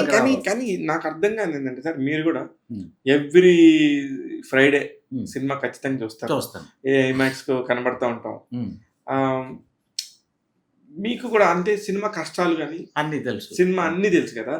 కానీ అక్కడికి వచ్చినప్పుడు మాత్రం ఆడియన్స్ అయిపోతారా లేకపోతే సినిమా వాడు అయిపోతారా? నేను అసలు సినిమా చూడటమే ఆడియన్స్ గా చూస్తా. ఎందుకంటే నాకు ఎంజాయ్మెంటే నాకు ఇంపార్టెంట్. నేను దీని నుంచి నేర్చుకుందామని అసలు చూడను. మా ఇంట్లో నేను 4 o'clock మూవీ చూస్తా, ఎంజాయ్మెంట్ కోసం చూస్తా. దాని సౌండ్ చూస్తా. సౌండ్ కూడా 5.1 లేదా 7.1 అది పెట్టుకొని బిగ్ స్క్రీన్ ఉంటుంది మా ఇంట్లో, అందులో చూస్తా. ఎందుకంటే నాకు ఒరిజినల్ సినిమా, నాకు ఎంజాయ్మెంట్ అంతే అదే చూస్తా. లూప్ హోల్స్ కోసం కానీ నేర్చుకుందామని అసలు చూడను ఫస్ట్. మన ముందు మనం ఎంజాయ్ చేయాలి ఫస్ట్. నా ఎంజాయ్మెంట్ కోసమే చూస్తా. దీనికి ఇన్స్పైర్ అవుదామని కానీ అవేమి చూడను. నాకు అందులో ఎక్కువ సొంతం. అందుకే సౌండ్ నాకు బాగా ఇష్టం. సౌండ్ క్వాలిటీ నార్మల్ క్వాలిటీది నేను చూడను, అద్భుతమైన క్వాలిటీ. నాకు అంత ఎంజాయ్మెంట్ నాకు ఎందులోనూ కనిపించలే నా లైఫ్లో. నెక్స్ట్ బుక్ నాకు. సో ఇప్పుడు ఇలా సినిమాలు చూస్తాం కదా, ఇప్పుడు ఏదైనా ఒక సినిమా రాసేటప్పుడు ఇప్పుడు దానికి రిలేటెడ్ సినిమాలు ఏమైనా ఉంటే అప్పుడు రెఫరెన్స్లో అప్పుడు చూస్తా. అంటే అప్పుడు రైటర్గా చూస్తా. అదే అప్పుడు నీకున్న క్రాఫ్ట్కి ప్రొఫెషనలిటీ ఏంటి అనేది చూస్తాను. ఇప్పుడు ఆడియన్గా ఎంజాయ్ చేస్తాను. ఆడియన్నే ఒక 2.5 గంటల సినిమా, ఒక హిట్ అనే 2 అక్షరాల కోసం ఎంత పరితపిస్తారు సార్. అసలు మామూలు సార్. డైరెక్ట్ నాకు తెలిసిన చాలా మంది డైరెక్ట్ నైట్ నిద్ర పట్టే టాబ్లెట్స్ మింగుతారు సార్. మీకు చాలా మంది డైరెక్టర్లు అంటే కంగారు వస్తుంది సార్. ఎంత ప్రెషర్ సార్ అది. ఇప్పుడు ఎంత టెన్షన్. ఇప్పుడు 24 క్రాఫ్ట్స్ని మేనేజ్ చేసి హీరోతో సహా, హీరో కూడా ఇప్పుడు హీరో చూడండి, మనం తినే ఫుడ్లేని ఆయన తినగలరా? తినలేరు. కానీ దాని టేస్ట్ ఏందో ఆయనకు తెలుసు అయినా కూడా తినలేరు. కంట్రోల్ చేసుకోవాలి, మెయింటైన్ చేయాలి. మనం ఎక్సర్సైజ్ చేయకుండా పడుకుంటాం ఒక రోజు, ఖచ్చితంగా వెళ్ళాలి, ఎండలో కూర్చొని చేయాలి, మేకప్ వేసుకుని ఉండాలి. రెగ్యులర్ హ్యూమన్ బీయింగ్స్ అందరు షాపింగ్కి వెళ్ళి ఇన్ని చేస్తారు, అవన్నీ చేయలేరు. స్వేచ్ఛ లేదు. దేనికోసం ఈ డబ్బు అంతా, ఈ పేరంతా దేనికోసం? రెగ్యులర్ నార్మల్ పర్సన్, ఒక మిడిల్ క్లాస్ పర్సన్ ఎవరిలాగా ఒక మెట్రో చూస్తే అంత రిచ్గా ఉంటుంది మెట్రో ట్రైన్. ఒక హీరో వచ్చి ఎక్కలేడు, కానీ ఎక్కాలని ఉంటుంది. నాకు ఫస్ట్ డే భలే విషయాలు మాట్లాడతారు. నిజమే. అంటే మీరు అందరు కలిసి రోడ్ల మీద తిరిగిన మారుతి గారు, మీరు అందరు కూడా మామూలుగా వెళ్ళేవాళ్ళు కదా? వెళ్ళేవాళ్ళు రోడ్డు మీద పక్కన నుంచి ఇడ్లీ తినేవాళ్ళు. గణపతి కాంప్లెక్స్ వెనకాల రోజు కలిసేవాళ్ళు. మరి ఆ స్వేచ్ఛ ప్రతి ఎక్కడికి వెళ్ళినా మాస్క్ వేసుకునేవాళ్ళు. షాపింగ్కి వెళ్ళేవాళ్ళం, ఆ స్వేచ్ఛ ఉండదు. షాపింగ్ చెయ్యాలి, కానీ ఇప్పుడు ఎవడైనా పలకరిస్తారేమో, మళ్ళీ పలకరిస్తే వాడు అక్కడతో వదిలేస్తారా, చాలా మాట్లాడతాడు అక్కడతో, లేదా ఇంకో ఛాన్స్ ఏదో అడుగుతాడు, లేకపోతే ఫోటోలు రకరకాలు. పాప హీరోలకి అసలు అవకాశమే లేదు కదా. కంజెస్టెడ్గా షూటింగ్ చేసుకుని మళ్ళీ వాళ్ళ ఫ్రెండ్స్తోనే రిస్ట్రిక్టెడ్గా ఎక్కడో ఎవరికి తెలియని ప్లేస్లో కూర్చొని. నాకు ట్రైన్ జర్నీ బాగా ఇష్టం అండి, ఎంతో ఇష్టం నాకు. ఇప్పుడు నేను వెళ్ళి 3rd క్లాస్ లేకపోతే నార్మల్ స్లీపర్లో నేను ఎక్కలేను కదా. కరెక్ట్. కొన్ని మెయింటైన్ చేయాలి, తప్పదు. ఆ, సార్ దానికి సరిపడే డబ్బు ఉమ్, దానికి అన్ని ఉమ్, సమకూర్చుకున్నారా? మీకు 2 పిల్లలు, ఉమ్. అందులో ఒక అబ్బాయి ఆర్టిస్ట్ గా కూడా సంపాదిస్తున్నట్టున్నాడు. అవును అవును అవును. చిన్న అబ్బాయి ఆ, శశి. శశి ఉమ్. శశి ఏ ఏ ఏ- ఏ వెబ్ సిరీస్ చేశాడు సార్? తను ఇప్పుడు మేం కాపులం అని ఒక మూవీ వస్తుంది. ఏంటి సార్? మేం కాపులం అని, కాపు సిఓపి అదే 2 రకాలుగా పెట్టారు వాళ్ళు అదే మేము కాపులం, మేము కాపులం. అని పెట్టారు. Very nice. సో అది మన మత్స్యరావు గారు ప్రొడ్యూసర్ దానికి. Oh very nice. Vikatakavi cinema director Pradeep Maddali. తను చేస్తున్నాడు. Very nice. తను ఆ, అది మళ్ళీ రేపు ఉంది తనకు షూట్. నెక్స్ట్ డబ్బింగ్ ఆర్టిస్ట్ కూడా వాడు. ఓ yes. మీ పెద్దోడు ఏం పెద్ద చేస్తాడు? అబ్బాయి రిషి, తను 10th క్లాస్ అయింది. తను డాన్సర్ కమ్ ఆర్టిస్ట్, వాడు బొమ్మలు బాగా వేస్తాడు. ఓ గ్రేట్. అసలు మీరు సినిమా ఇండస్ట్రీకి ఎలా వచ్చారు సార్? మీరు నేను- లిటరేచర్ చదువుకున్నారు కదా, అవును. ఆ పిచ్చితో వచ్చారా లేకపోతే సినిమా అంటే నాకు నేను ఏంటంటే 6th క్లాస్ నుంచి నాకు రీడింగ్ అలవాటు అన్నమాట. ఓకే. చందమామ బుక్లు అవన్నీ చదివాను. అది ఎలా వచ్చిందంటే మా మదర్ స్వాతి బుక్ ఒక అతను వచ్చి ఇంటికి ఇచ్చి వెళ్ళేవాడు. ఆ రోజుల్లో. అప్పుడు బ్లాక్ అండ్ వైట్ స్వాతి. ఆవిడ చదివేవాడు, ఆవిడకి బోర్ కొట్టేది. సో అది మేము చదివేవాళ్ళం. నెక్స్ట్ ఫాదర్ ఏంటంటే ఈనాడు పేపర్ ఇచ్చాడు, black and white. Sunday book కోసం ఇంట్లో మా సిస్టర్స్ మేము అందరూ కొట్టుకున్నాం, అది ముందు నేను చదవాలి. ఆ పద వినోదాలు కంప్లీట్ ఆ. చేయడం. సో వీక్లీ వన్స్ ఒక బుక్ తీసుకుని ఆవిడ చదవడం అన్నది నాకు అలాగా చందమామ, బాలమిత్ర ఇవన్నీ నేను తీసుకుని చదివాను. సూపర్. అప్పటి నుంచి అలవాటు. రీడింగే కథలు అన్నిట్లో చదివి అక్కడి నుంచి ఒక ఇంటర్ దగ్గర నుంచి స్వాతి వాటిల్లో జోకులు రాయడం స్టార్ట్ చేశారు. ఓ పేరు ప్రింట్ అయితే భలే హ్యాపీ ఫీల్ అయ్యాడు. ఈ శీర్షిక మీదనే ఒకటి వచ్చేది స్వాతి బ్యాక్, అవును. దానికి పంపించేవాళ్ళు. అలా సింగిల్ పేజీ కథలు రాసేవాడు. అలా కొన్ని స్కిట్లు రాసేవాడిని. హాసం అనే బుక్ వచ్చేది అవును, రాజా గారిది. రాజా గారిది. ఆయన దాంట్లో ఒక 2 స్కిట్లు రాశారు. అలాగా అక్కడ నుంచి మంచి జర్నీ మీది. మంచి అక్కడ నుంచి రైటర్ అవ్వాలని అనిపించి ఒక ఫ్రెండ్ ఎవరో చెప్పాడు, మీరు సినిమా రైటర్ అవ్వచ్చు కదా అంటే అప్పుడు సినిమా నిజంగా రైటర్ నేను- అయ్యేంత మనకుందే అంటారా? అదేంటంటే మేము బిఎస్ఆర్ బ్యాంక్ టెస్ట్లకు కోచింగ్ వెళ్ళేవాళ్ళు అన్నమాట. బిఎస్ఆర్పి ఉండేది అప్పట్లో.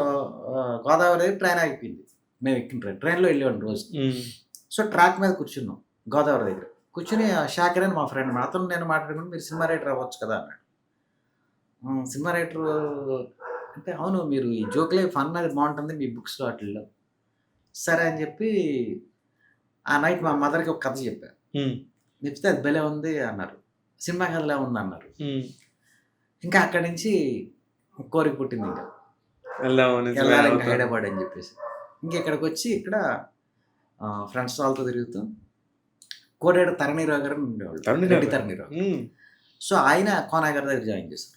కోనా గారి దగ్గర ఒక 10 సినిమాలు చేశాక అక్కడి నుంచి రమేష్ వర్మ ఒక ఊరిలో సినిమాకి పరిచయం అయ్యి అది రాసాం. అక్కడి నుంచి హ్యాపీ బన్నీ సినిమా, అక్కడి నుంచి మిగతా ప్రపంచం అంతా అందరికి తెలిసిందే. స్టార్ట్ అయింది.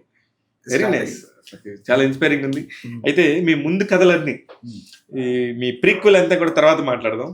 ప్రస్తుతానికి ముగింపు పలుకుదాం. Okay. చాలా బ్యూటిఫుల్ గా అనిపించింది. Thank you. ఇంకా చాలా చాలా చాలా కంటెంట్ మీతో మాడొచ్చు. డార్లింగ్ స్వామి గారి ఆఫ్టర్ హ్యాపీ మాట్లాడుకుందాం, స్క్రీన్ ప్లే వరకు.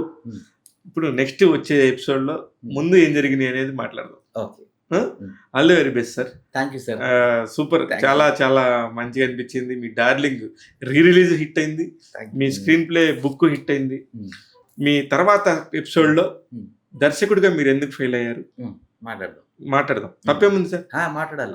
దర్శకుడిగా ఎందుకు ఫెయిల్ అయ్యేదానికి 100 కారణాలు ఉంటాయి. అసలు అన్ని చెప్తా, అవి చెప్పాలి మీరు నాకు. మీరు చెప్తే మా ప్రేక్షకులకు ఇలా ఉంటది అనేది తెలియాలి. మా టాక్ తెలుగు ప్రేక్షకులు ఎప్పుడు కూడా కొత్తదనాన్ని, కంటెంట్ ని విపరీతంగా ఆదరిస్తారు. మీతో మంచి కంటెంట్ చేస్తాను సార్. మనం ఫెయిల్యూర్ స్టోరీ ఎక్కువ తెలుసుకోవాలి. ఇప్పుడు Correct. సక్సెస్ఫుల్ స్టోరీ కన్నా ఫెయిల్యూర్ స్టోరీ నుంచి బయటకు వచ్చినోడితే సక్సెస్ఫుల్ స్టోరీ సార్. కరెక్ట్. అందుకనే ఆ స్టోరీస్ కి చాలా వాల్యూ. అయ్యే మాట్లాడదు, ఎలా ఫెయిల్ అయినా ఏ సినిమా ఎలా ఫెయిల్ అయినా అయ్యే మాట్లాడదాం. డెఫినెట్ గా సార్. మీ గురువు గారు కోన వెంకట గారి గురించి నెక్స్ట్ రాబోయే ఎపిసోడ్ ముందే మాట్లాడుతున్నారు. Oh sure. రైట్ సార్, కలుద్దాం. Thank you. ఇదండి డార్లింగ్ స్వామి గారి కథ. అది ఆయన హ్యాపీ తర్వాత నుంచి డార్లింగ్ ఎలా వచ్చాడు, అక్కడి నుంచి డార్లింగ్ స్వామిగా ఎలా మారాడు, స్క్రీన్ ప్లే అనే ఒక బుక్ని ఎలా అందించారు అనేది స్టోరీ ఇప్పుడు చెప్పాము. ఫ్యూచర్లో ఇంకా మరికొన్ని కథలు ఆయన గురించి మాట్లాడతాను. చూస్తూనే ఉండండి టాక్ తెలుగు. నేను మీ శివ మల్లాల.